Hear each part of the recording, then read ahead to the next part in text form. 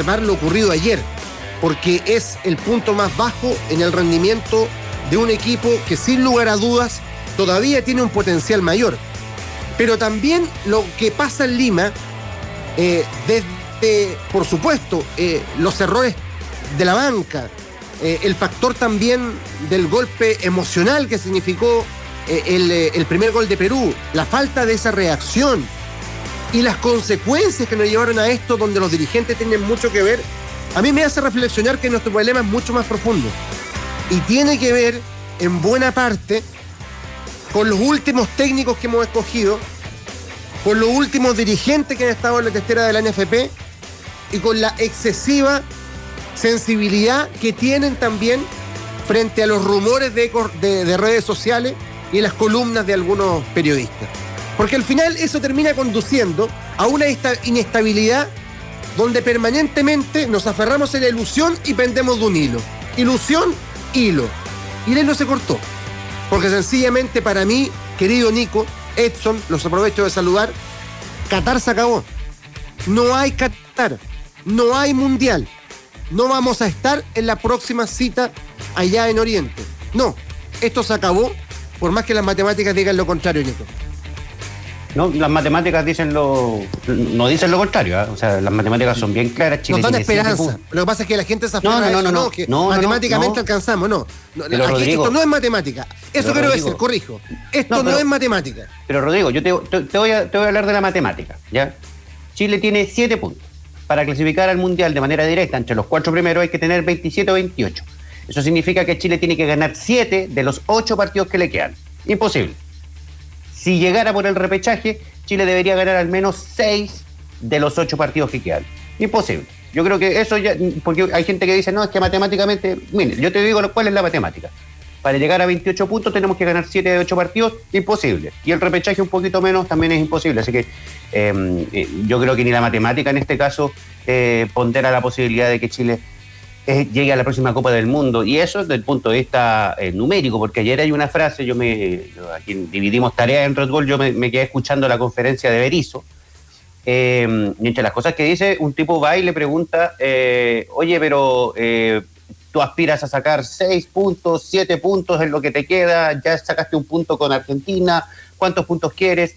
Y Berizzo dice, saben que he visto mucho en estas últimas semanas que se habla de 6 de 9 puntos, 7 de 9 puntos, 9 de 9, pero nadie habla del cómo. Y fíjate lo importante que dice, porque es como una crítica de como algo medio neoliberal. Estamos preocupados del producto, de cuántos puntos nos faltan, pero no de cómo vamos a llegar a esa ganancia, digamos, a esa victoria. Entonces, yo creo que ya dejemos de hablar de puntos. Hablemos de que ojalá Chile juegue bien contra Paraguay. Hablemos con ojalá la posibilidad de darle la despedida que se merece a gran parte de esta generación dorada.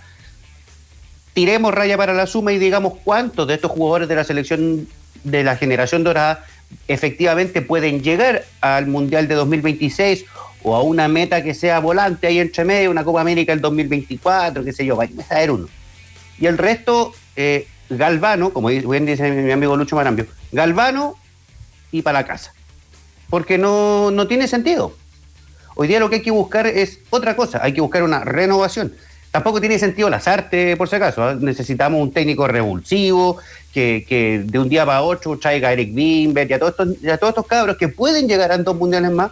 Y, ¿para qué vamos a hacer esto? Para no desaprovechar al menos el tiempo que vamos a tener. Nico. ¿Ah? Claro. Para construir. Si es lo que nos está faltando ahora. Claro. Estamos construyendo. Estamos sobre los andamios de lo ya construido.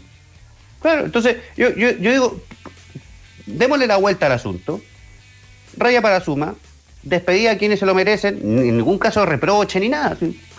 ¿Qué puede reprochar uno de Gary Medel? ¿Vieron las declaraciones? Salieron muy tarde, ¿eh?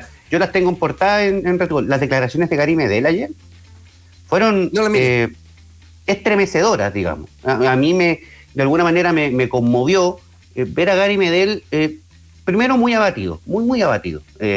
Él habló de una tristeza muy grande. Él no tiene como filtro de palabras. Entonces dice, siento una amargura muy grande, una enorme tristeza. pienso que el hincha está en la misma. Entonces, el tipo inmediatamente conecta con la fibra del hincha. Y a ese hincha le dijo, apóyennos, los necesitamos, apóyennos.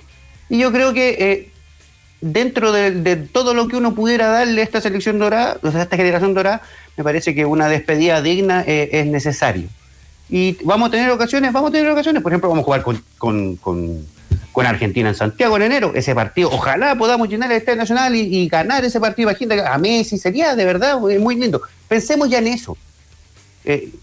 Porque si pensamos en lo otro, de verdad, no es tragar veneno, creo yo. Yo creo que es súper interesante lo que plantea el Nico desde el cómo, que venía siendo mi gran preocupación desde la pasada triple fecha. Acá argumenté un montón de veces, decía, claro, una cosa puede decir ir a buscar los 7 puntos. Una cosa puede ser decir, no, aún tenemos chance en matemáticas. Pero, ¿qué veíamos en la cancha? ¿Veíamos alguna propuesta de Chile? ¿Veíamos una generación de fútbol que nos permitiera, de cierta forma, ilusionarnos con que Chile podía ganar? Para mí era muy difícil. Era muy complejo y fue algo que discutimos, fue algo que conversamos acá en más de alguna ocasión. Ayer se terminan derribando ciertos mitos también que tienen que ver con esto de la diferencia entre los jugadores de la competencia local y los jugadores que están en el extranjero. Finalmente son situaciones que no se terminan mostrando. Si finalmente lo que pasa con la selección chilena es que el nivel es malo en general, y el nivel es malo en general por una propuesta. O sea, yo comparto con Rodrigo lo que dice en su editorial. O sea, acá hay responsabilidades dirigenciales, etcétera. Eso es lo macro.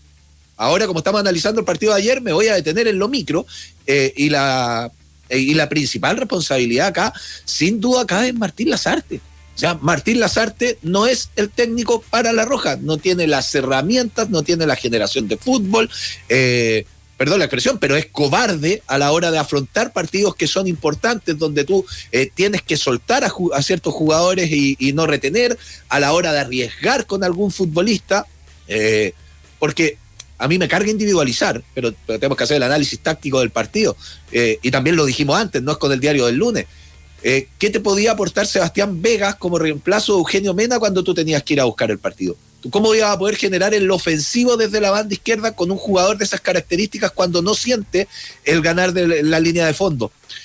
Yo decía, a mí el miedo que me da de tener a jugadores como Meneses, lo pensábamos en Palacio, finalmente terminó siendo Marcelino Núñez, bien abierto, extrañamente abierto, más allá de que en Católica en alguna ocasión ha jugado en esa posición, pero no es su gran fuerte, que terminaban tapando la pasada del Guaso Isla. O sea, no veíamos que el Guaso Isla gane línea de fondo y no veíamos que Marcelino Núñez gane línea de fondo. Lo mismo pasaba por la otra banda. Entonces, ¿cómo llegabas tú con el recorrido que podía hacer Britton, que se sacaba la cresta de cierta forma corriendo, pero prácticamente no participaba del juego?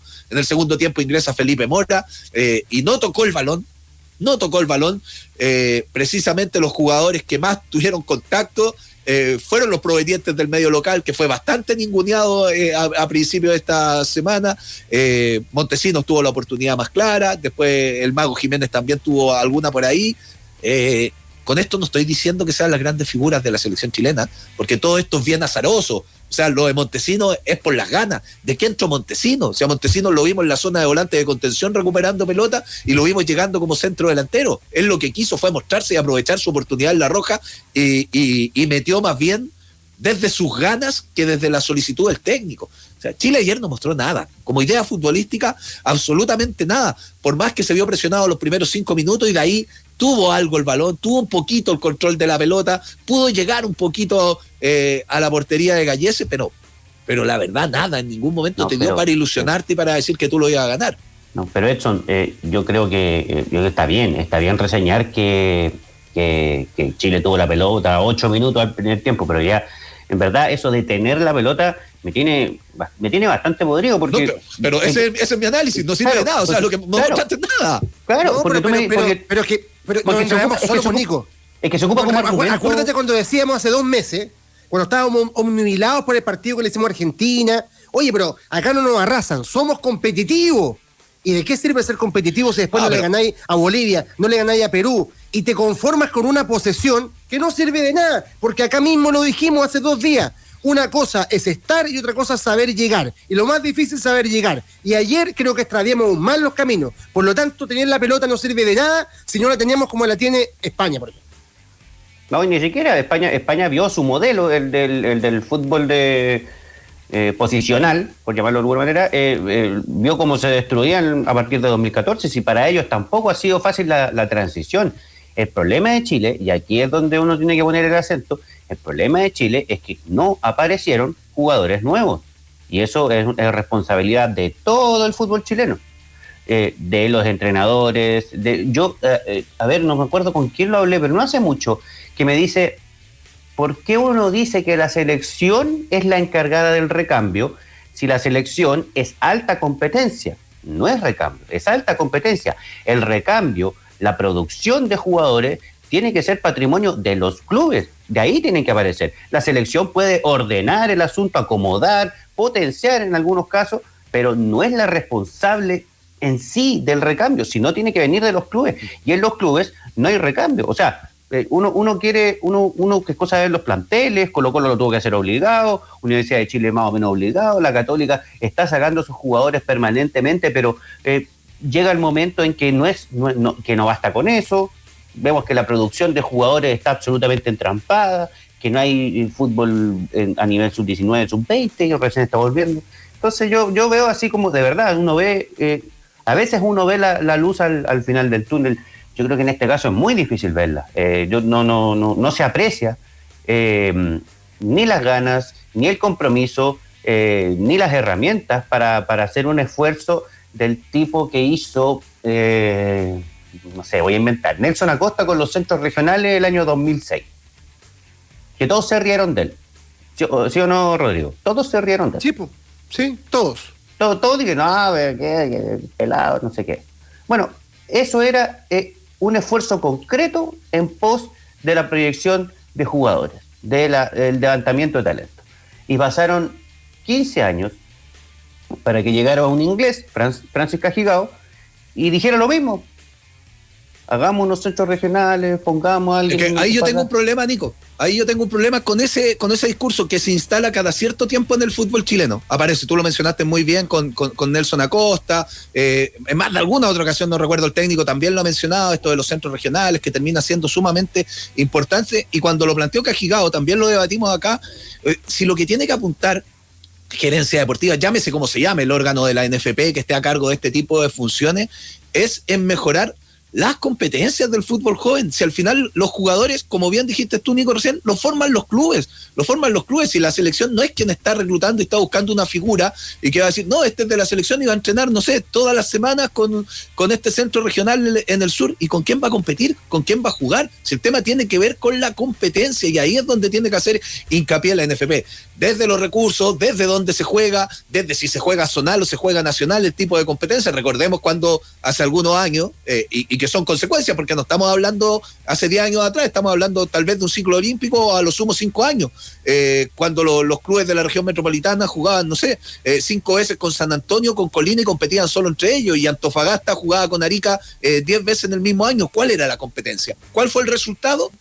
Lo que estamos viendo, que no hubo una generación y no hubo una explosión de jugadores en el fútbol chileno. Entonces, ahí también hay que pensar un poquito más, no tratar de inventar la pólvora con esto, y sí mejorar las competencias y dar la responsabilidad a quien le corresponde la formación, y el resto una supervisión importante y un buen trabajo de base de selecciones.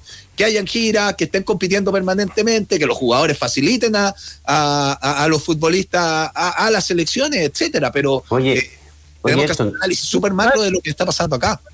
El hilo de los dos. Y yo sé que vamos a salir un poquito del partido con Perú, que corresponde analizarlo porque hay un tema fundamental. Nosotros estamos rindiendo menos de lo que podemos. Estamos compitiendo menos de lo que podemos.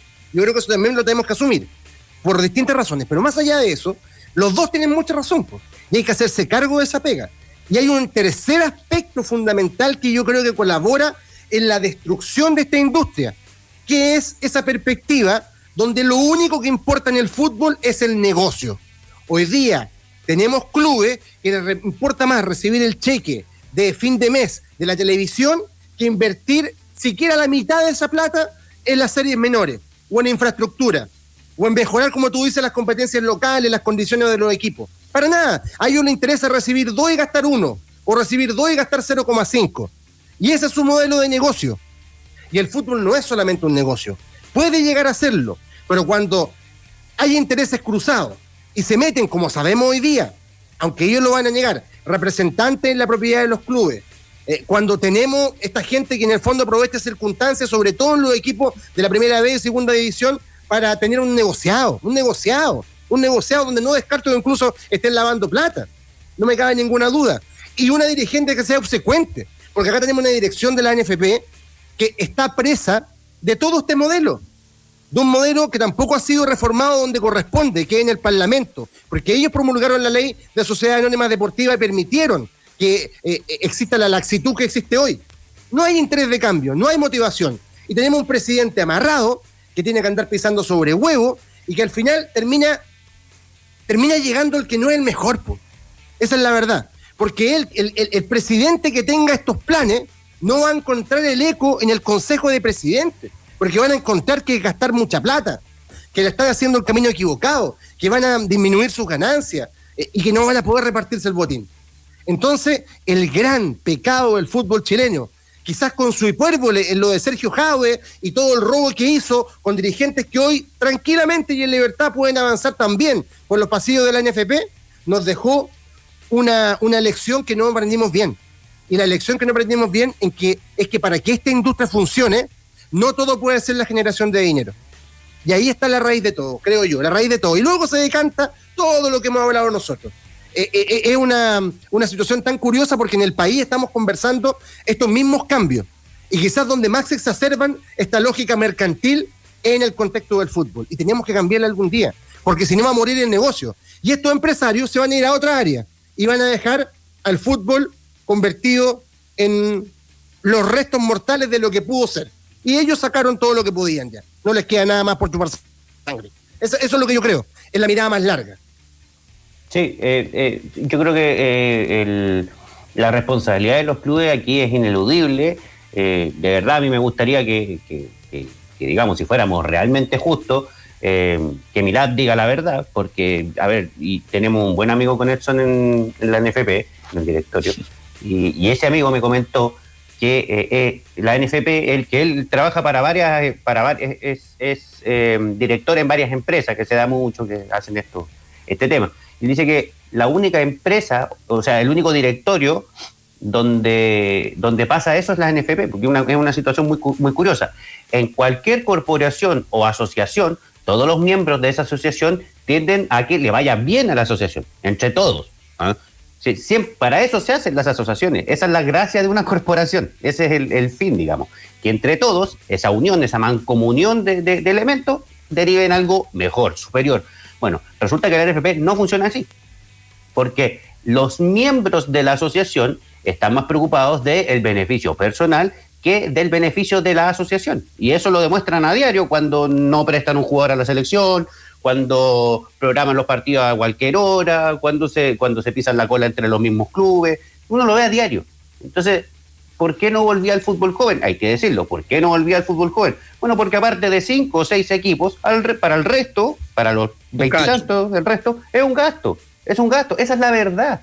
¿Ah? Esa es la única verdad, no es que no estén las condiciones, ni que los niños no puedan, ni que los cuerpos técnicos, mentira.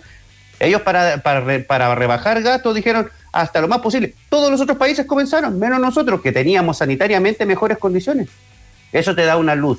Hoy día los clubes chilenos están aportando re poco al bien del fútbol chileno. Y como son los únicos que aportan, porque monopolizan esta situación a través de los capitales invertidos, dicen, oye, si no estuviéramos nosotros no se pagarían las cuentas a fin de mes. Bueno, resulta que cuando no se pagaban las cuentas de fin de mes, teníamos una generación de jugadores bastante más digna que la de hoy. Y sin los ingresos que existen hoy, sin el canal del fútbol, sin todas las ventajas que le dieron, etcétera. Pero ¿sabes qué? Dicho todo eso, porque no puedo estar más de acuerdo con las intervenciones de ustedes dos y todo lo que han implicado en la sociedad anónima en el fútbol chileno, que es una larga historia. Dicho todo eso, Perú no es más que Chile. Dicho todo eso, Perú no es más que Chile, y ahí hay que hacer otro análisis, porque Advíncula no es más que el Guaso Isla, porque te termina ganando un Perú con Cristian Cueva, y no estoy mirando menos a los jugadores, pero los centrales no son más que los que tiene La Roja, Pablo Guerrero no está en su mejor momento y terminan siendo los mismos problemas que tiene la selección chilena, que van buscando a un jugador con nacionalidad chilena que encontraron por ahí como Britton y como La Padula, en este caso en Perú, no es más, y se ve inmensamente superior, y Chile no termina haciendo absolutamente nada en el terreno de juego. Y por eso yo decía que hoy, como es el post partido, en el análisis micro, la responsabilidad de Martín Lazarte es tremenda. La responsabilidad de Martín Lazarte es tremenda a la hora de seleccionar jugadores, por más que no haya un abanico grande de posibilidades, a la hora de no generar confianza en nuevos futbolistas y sostener lo que tiene, a la hora de mirar absolutamente en menos la competencia y creer en futbolistas que finalmente no terminan mostrando que son más, por más que jueguen en México, por más que jueguen en cualquier país, en el extranjero, no terminan demostrando que son más tampoco que los que hay acá, que el problema es mucho más macro, que el problema es de funcionamiento y no se ve ninguna mejora. Al contrario, se ve una involución, porque el Chile que vimos ante Argentina, que mencionaba hace algún rato Rodrigo, fue mucho, no solo más competitivo, sino que generó también más ocasiones de gol y mostró una propuesta de fútbol mucho mejor. O sea, cada partido que va pasando, La Roja juega peor.